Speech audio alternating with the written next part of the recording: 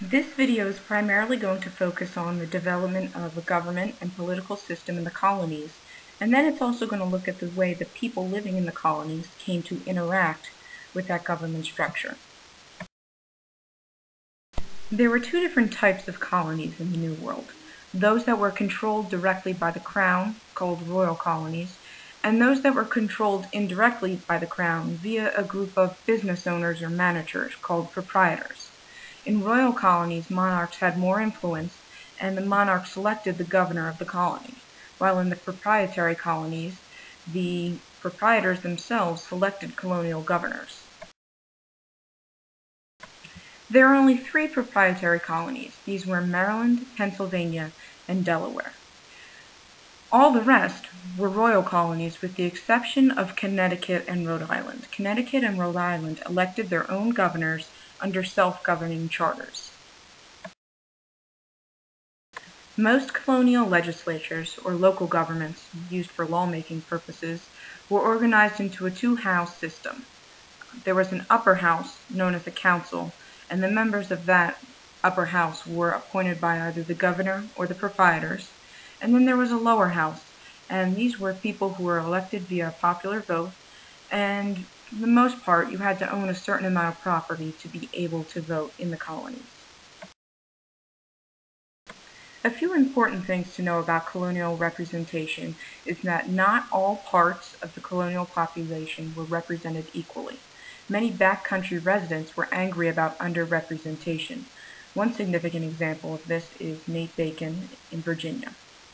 Additionally, self-taxation through representation was seen as a precious privilege in the colonies, and it came to be cherished above all other rights.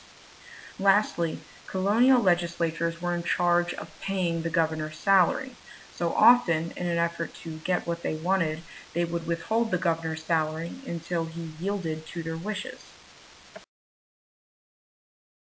Many historians are quick to point out London's failure in this area. By leaving governors hostage to legislatures, they further empowered those colonial legislatures and served to create a sense of independence in the colonies that would later lead to rebellion and revolution. In the colonies, the organization of local level government varied widely by region. In the southern colonies, they ran on a county government system, which makes sense given their spread out and very diffused cultural concentration. In the New England colonies, they used a town meeting style government, which encouraged open discussion and open voting. Essentially, it was a very good model of colonial democracy. The middle colonies adopted a system that was a combination of the northern and southern systems. In an effort to maintain their political and therefore economic power, many privileged upper-class members created stiff qualifications for office holding. Sometimes these qualifications were based on religion, and sometimes they were based on property. But potentially 1/2 of all adult males who were white were disenfranchised in the colonies, meaning that they did not have the ability to vote. Many who were able to vote did not exercise the privilege. All in all, the American colonies were not a true democracy in 1775, but they were a far more democratic system than was used in England.